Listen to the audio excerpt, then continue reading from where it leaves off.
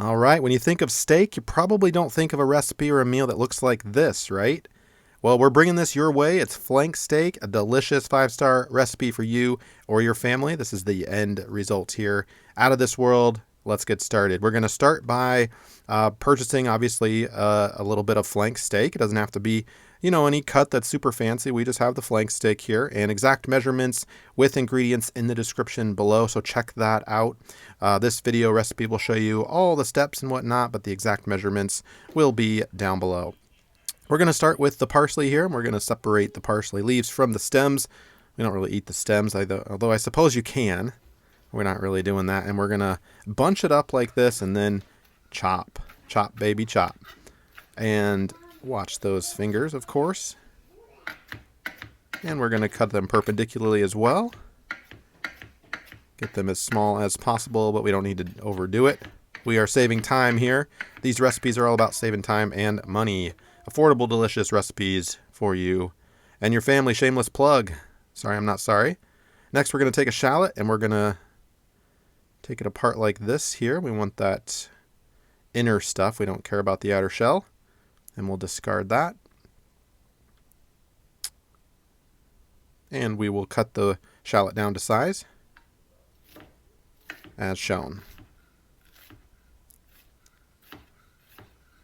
How easy is this so far?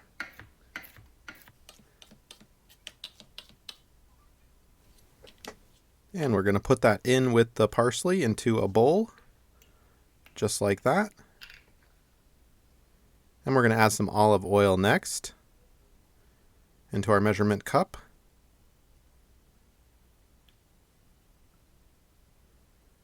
We'll fill this up twice.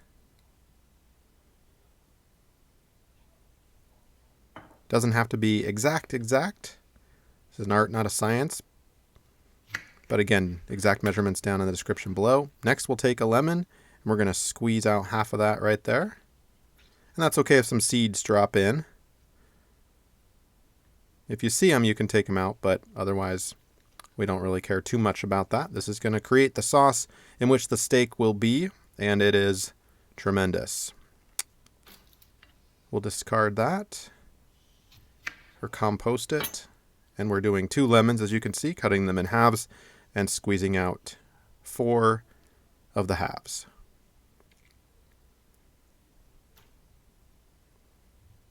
There's a seed there, you saw.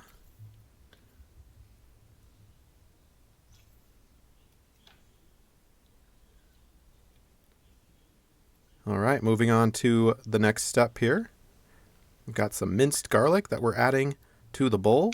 A couple of spoonfuls there. And some red pepper flakes. The red pepper would be optional, of course, if you're not into heat or if you have kiddos that are sensitive to heat, like ours are. They're kind of babies, but they'll eat a little bit of the steak, but they're not huge fans of it. They say it's too spicy, so you could definitely hold off there. Next, we're going to take the some tomatoes, the little cherry tomatoes, and we'll cut those in half, and we'll add a few like that. And some salt and some pepper.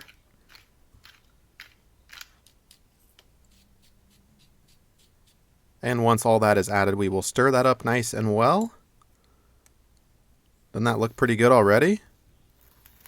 All right, here is the flank steak that we're going to be preparing next. It had been refrigerating in saran wrap. And now we're going to get it out. Spread it out nice and thin. And we'll put a little salt on it next.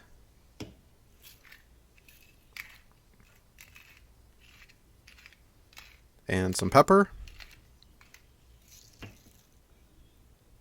And we'll coat both sides. And you don't want to overdo it. Again, salt and pepper to both sides. Don't forget to click that like button, subscribe, and share this recipe with somebody who you might think would enjoy a delicious steak meal like this. So after the steak was salted and peppered on both sides, we're going to transport it to our grill mat here, and we're going to preheat the grill. Yeah, we're grilling outside in the snow, baby. This is our trusty infrared gas grill. We love it. And we always use these cooking mats so that it's super easy to clean and remove and put on. It doesn't stick or anything like that. So we're going to put that onto the grill as shown, and we're going to let that do its thing on a pretty high heat. Again, exact temperatures, instructions, exact amounts in the description below. Of course, the time that you'll keep this on for will vary, but you're basically going to cook the steak to how you want it. We particularly like it a little bit red on the inside, although you want to use a thermometer to make sure that it is a safe temperature, right? So we like ours brown on the outside with a little bit of red, so medium rare.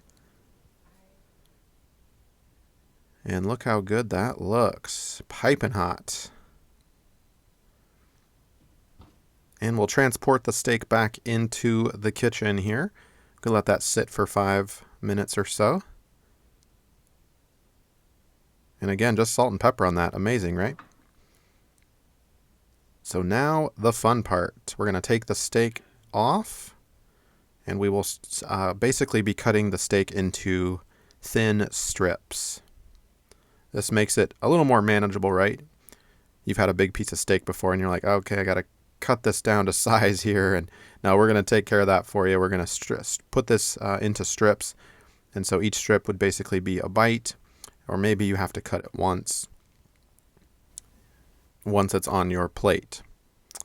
But in any case, it looks a lot prettier when we section it up like this.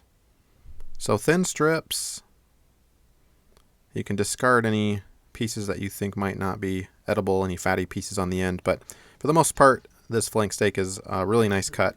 And we're going to actually pick that up and put it into our baking pan, which is right there, the blue pan. We'll get a better look at that here in just a minute. Slide that under the camera for you, and we'll fan things out as shown. And again, you can see that the meat is definitely pink on the inside, and that's how we prefer it. Next, we're going to take that sauce mix that we made earlier and just douse it, pour it right in, and stir things around a little bit. How pretty does that look? All right, here's another shot of that beef getting cut into strips. And again, the texture and what that looks like on the inside. How easy is that? A delicious family meal, and you can use some tongs here to pick up the meat along with all those juices. And just put it right on your plate as shown. And this is out of this world, I promise you. Well, everybody has different palates, right? But this is one of our go-to family favorite recipes. And we'll pair it with some bread. And it is perfect. Again, this variety has a little bit of heat to it. You would have the option of not adding that heat, as I mentioned earlier. If you have kids, for example, or well, maybe your kids don't like tomatoes. Ours don't like tomatoes either. So we'll cut off a little bit of steak for them, and get off the green, the parsley. My kids are big weenies. Anyway, a little bit of fried onions too to garnish.